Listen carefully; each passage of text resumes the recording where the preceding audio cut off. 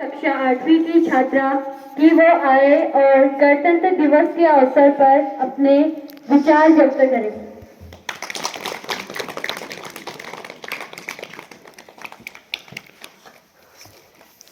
सादा आदरणीय प्रधानाचार्य, शिक्षकगण और मेरी सहपाठी बहनें, आप सभी को गणतंत्र दिवस की हार्दिक शुभकामनाएं। मैं पिया रौतेला कक्षा 8वीं की छात्रा आपके समक्ष गणतंत्र दिवस पर 2 शब्द कहना चाहती हूँ। अगर इसमें कोई भी भूल हो तो मैं क्षमा चाहती हूँ। भारत जैसा महान देश सैकड़ों वर्षों तक पराधीनता की बेड़ियों में जकड़ा रहा।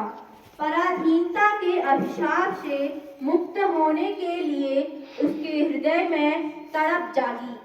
वह पिंजरबद्ध सिंह की भांति गर्जन करने लगा।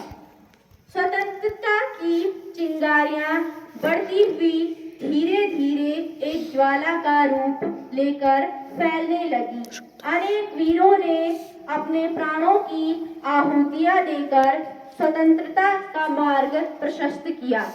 अंततः 15 अगस्त 1947 को भारत दासता के इस पिंजरे से निकलने में समर्थ हो ही गया, किंतु यह स्वतंत्रता अभी अधूरी थी, क्योंकि उस समय तक देश का शासन ब्रिटिश कानूनों के अनुसार चल रहा था। इसलिए देश के लिए नए संविधान की आवश्यकता अनुभव हुई। 26 जनवरी 1950 को यह कार्य पूर्ण हुआ। 26 जनवरी को ही संविधान लागू करने के पीछे एक ऐतिहासिक कारण था। भारतीय स्वतंत्रता संग्राम के इतिहास में 26 जनवरी का दिन अत्यंत महत्वपूर्ण है। 26 जनवरी 1929 को लाहौर में रावी के तट पर कांग्रेस के अधिवेशन में पूर्ण स्वतंत्रता की मांग की गई। 26 जनवरी 1930 को स्वराज्य दिवस मानकर यह प्रतिज्ञा दोहराई गई तथा तब से प्रतिवर्ष यह प्रतिज्ञा दोहराई जाती रही। इस दिन स्थान स्थान में जनसभाएं होती है, जुलूस निकाले जाते हैं।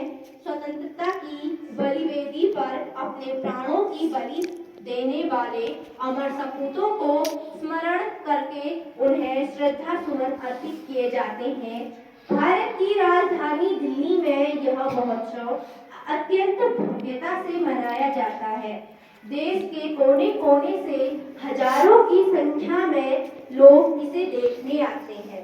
पर जल, थल और वायु सेना की टुकड़ियां अपनी पूरी साज सज्जा में से राष्ट्रपति को अभिवादन करती हुई उनके सामने से निकलती है। राष्ट्रपति को तोपों की सलामी दी जाती है। इसी दिन सायंकाल सरकारी भवनों पर प्रकाश किया जाता है। इस दिन सार्वजनिक अवकाश रहता है। सायंकाल राष्ट्रपति भवन में देश के राष्ट्रपति विशिष्ट पदाधिकारियों, सैनिकों, कवियों आदि व्यक्तियों को उनकी अमूल्य सेवाओं तथा उपलब्धि के लिए पदक प्रदान कर उन्हें सम्मानित करते हैं। वहां राज्य के राज्यपाल परेड की सलामी लेते हैं। स्कूलों और कॉलेजों में भी यह कार्य पर्व उत्साह से मनाया जाता है।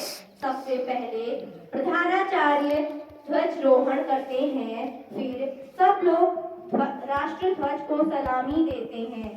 सभा के अंत में बच्चों को लड्डू बांटे जाते हैं।